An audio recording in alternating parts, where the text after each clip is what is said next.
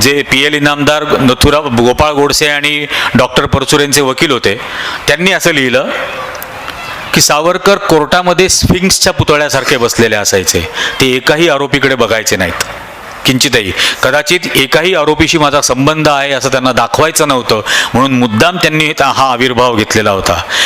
आणि बलराज मधोकांच्या त्या सत्यशोधन समितीने सहा महिने जवळजवळ ते सत्यशोधन केल्यानंतर अहवाल दिला. आणि त्यांनी दिलेल्या अहवालात त्यांनी असं म्हटलं की दीनदयाल उपाध्याय यांचा खून बाळासाहेब देवरस, अटल बिहारी वाजपेयी आणि नाना देशमुख यांनी केला. हे सतत खुन्यांच्या बाजूने राहिलेले आहेत या देशात, आणि त्याच खुन्यांच्या बाजूने राहिलेले ज्या खुन्यांनी या देशाचं वाईट आणि वाटोळं करण्यासाठी म्हणून ते खून केले. त्रावणकोर संस्थानचे दिवाण होते CKR अय्यर. त्या CKR अय्यरला आणि त्या CKR अय्यरनी त्रावणकोर म्हणजे केरळ आजचं हे केरळ हे हिंदू राष्ट्र असेल असं घोषित करून टाकलं होतं. त्या CKR अय्यरचं अभिनंदन करणारं पत्र सावरकरांनी पाठवलं आहे आपल्याकडे. आणि त्या पत्रात त्यांनी लिहिलं की या सुडो सेक्युलर देशाचा भाग न बनण्याचा निर्णय घेऊन स्वतंत्र हिंदू राष्ट्र घोषित करून तुम्ही एक ऐतिहासिक काम केलंय, मी तुमचं अभिनंदन करतो. मग त्यांनी सरदार तारासिंगांना पत्र लिहिलं. त्या पत्रात त्यांनी लिहिलं की स्वातंत्र्याची पहाट उजाडेल त्यावेळेला अचानक या देशातल्या लोकांना कळलं पाहिजे, सिडो सेक्युलर लोकांना, की सिखिस्तान नावाचा नवीनच देशमध्ये निर्माण झालेला आहे, जन्माला आलाय. तो सिखिस्तान नावाचा नवीन देश तुम्ही निर्माण करा, असं सरदार तारासिंगांना पत्र लिहिलं. जुनागडच्या राजाला पत्र लिहिलं, म्हैसूरच्या राजाला पत्र लिहिलं. म्हैसूरच्या राजांनी तिरंगा फडकवणाऱ्या 20 स्वातंत्र्य सैनिकांना गोळ्या घातल्या, तर त्याचं अभिनंदन करणारं पत्र यांनी लिहिलं. म्हणजे भारताचे राजा हरिसिंगांना पत्र लिहिलं की तुम्ही श्रीनगर हे वेगळं राष्ट्र घोषित करा, जम्मू हे वेगळं राष्ट्र घोषित करा. प्रेमसिंग डोगराला पत्र लिहिलं की लद्दाख हे वेगळं राष्ट्र घोषित कर. म्हणजे भारताचे खंड खंड ज्यांना हवे होते त्यांनी अखंड भारत नाही झाला म्हणून गांधींचा खून केला. किती मानभावी आणि शहाजूकपणा की अखंड भारत नाही झाला म्हणून खून गांधींचा. जो माणूस शेवटपर्यंत म्हणत होता की मी माझ्या प्रेतावरच होईल देशाची फाळणी आणि देशाची तुकडे करा असं जो माणूस लिहित होता, तो वीर. मी तरी तसं म्हणण्याचा गुन्हा करणार नाही. पण हे घडत होतं. या दरम्यानच्या काळामध्ये ज्या वेळेला महायुद्धाची धोका निर्माण झाला, त्या महायुद्धाच्या धोक्याच्या पार्श्वभूमीवरती यांनी मिलिटरी रिक्रुटमेंट बोर्ड काढले. देशभरामध्ये हिंदू महासभेने मिलिटरी रिक्रुटमेंट बोर्ड काढले आणि त्या मिलिटरी रिक्रुटमेंट बोर्डांच्या मार्फत असं आवाहन केलं गेलं की इंग्रजांच्या लष्करामध्ये सामील व्हा. आणि इंग्रजांच्या लष्करामध्ये सामील का व्हा, तर इंग्रजांच्या लष्करामध्ये सामील यासाठी व्हायचं कारण भारतातला या ब्रिटिश इंडियाला आज जो धोका आहे तो पूर्वोत्तर राज्यांवरून भारतावरती जे आक्रमण होणार आहे त्या आक्रमणाला परतावून लावण्यासाठी म्हणून इंग्रजांच्या लष्करात सामील व्हा. मग पूर्वोत्तर राज्यांमधून भारतावर कोण आक्रमण करणार होतं? आझाद हिंद सेना सुभाषचंद्र बोसांची. सुभाषचंद्र बोसांच्या आझाद हिंद सेनेचा मुकाबला करण्यासाठी म्हणून यांनी देशभर मिलिटरी रिक्रुटमेंट बोर्ड काढले. इंग्रजांनी सेंट्रल रिक्रुटमेंट बोर्डवरती नारायण दामोदर सावरकरची नेमणूक केली, तर ब्रिटिश व्हाईसरॉयचे आभार मानणारं पत्र त्यांनी पाठवलं की आय फील ओब्लाइज्ड, मग मी उपकृत समजतो माझ्या धाकट्या भावाला तुम्ही या सेंट्रल रिक्रुटमेंट बोर्डचा मेंबर केलात. तर इंग्रजांच्या लष्करामधली भरतीही त्यांनी सुरू केली. मग अशी वर्ध्याचा संदर्भ आला, मी एकदम 1 मिनिट विसरलो. पण ज्या रेजिनल्ड क्रेडॉकला सावरकरांनी पत्र दिलं होतं, तिसरं मर्सी पिटिशन, त्या रेजिनल्ड क्रेडॉकच्या नावानी यांनी जे वर्ध्यामध्ये एक शाळा सुरू होणार होती आणि शाळेला नाव काय द्यायचं म्हणून त्या लोकांनी सावरकरांना प्रश्न विचारला, तर सावरकरांनी रेजिनल्ड क्रेडॉकचं नाव द्या असं सांगितलं होतं आणि तेही पत्र आहे. हा इतिहास. त्यानंतर मग देशाची फाळणी झाली, महात्मा गांधींचा खून झाला.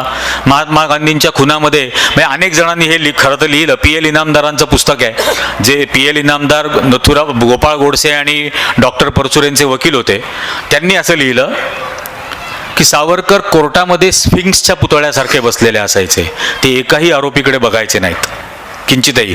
कदाचित एकाही आरोपीशी माझा संबंध आहे असं त्यांना दाखवायचं नव्हतं, म्हणून मुद्दाम त्यांनी हा आविर्भाव घेतलेला होता. पण एकदा त्यांनी मला खाजगीत भेटायला बोलावलं, 3 तास भेटले आणि 3 तास मला सतत एकच प्रश्न विचारत होते, माझी सुटका होईल ना? म्हणजे त्यांनी ज्यांचं वकीलपत्र घेतलेलं आहे त्यांची सुटका होईल का म्हणून विचारत नव्हते. जो त्यांचा वकील नव्हता त्याला ते विचारत होते, माझी सुटका होईल ना? खोसलांनी पुस्तक लिहिलेलं आहे.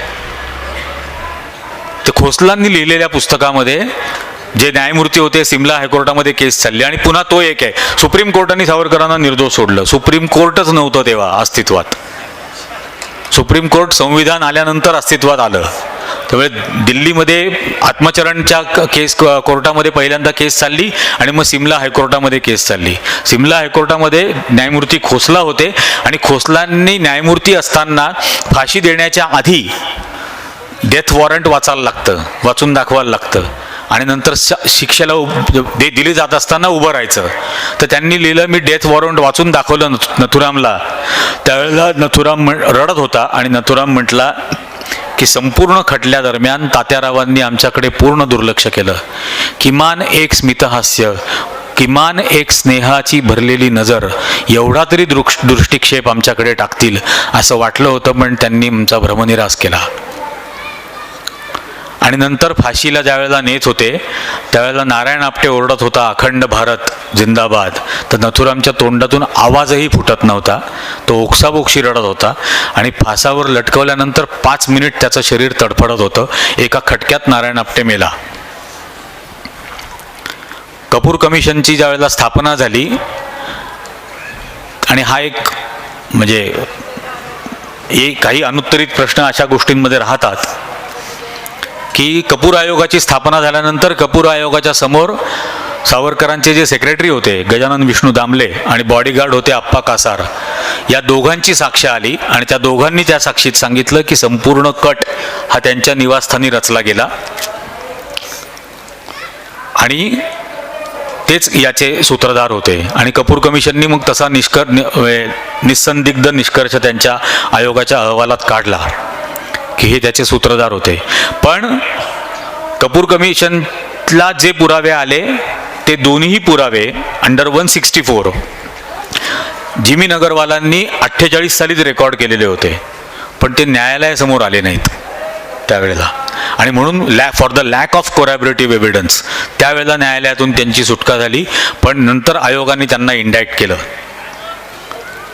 आणि हा तो इतिहास.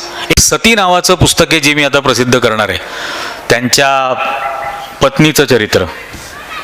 आणि ते चरित्र आल्यानंतर त्यांच्या सगळ्या संप्रदायाने ते गायब करून टाकलं मार्केटमधून, ते कुठे मिळू दिलं नाही. पण ते मी लिहिणार आहे, म्हणजे ते आहे लिहिलेलं ऑलरेडी.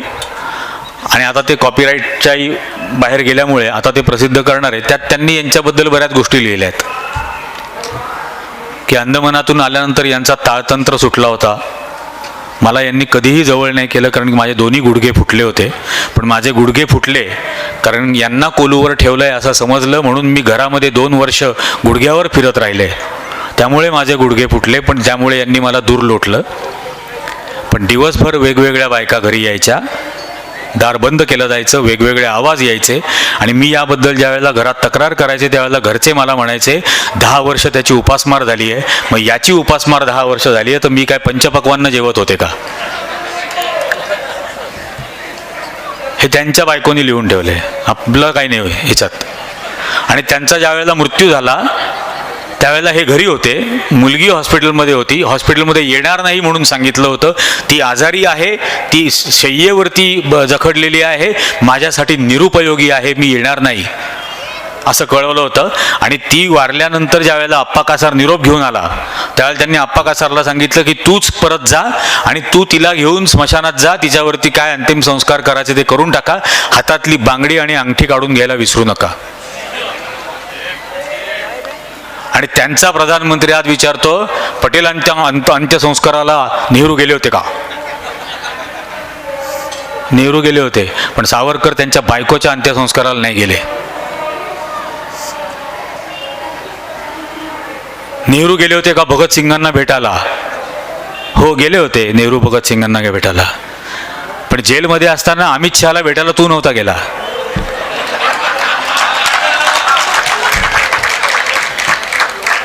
अटल बिहारी वाजपेयी, लालकृष्ण अडवाणी, बाळासाहेब देवरस जेलमध्ये असताना तू भेटायला नव्हता गेला.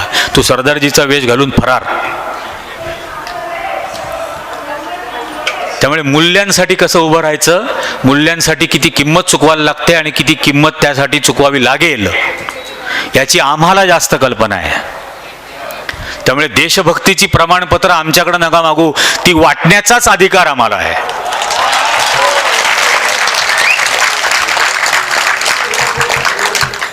आज भारत माता की जय सांगायला सांगता, ते म्हणण्याची ज्या वेळेला गरज होती त्यावेळेला भारत माता की जय म्हणणाऱ्यांना तुम्ही पकडून देत होतात आणि पकडून दिल्याची बक्षिसं घेत होतात.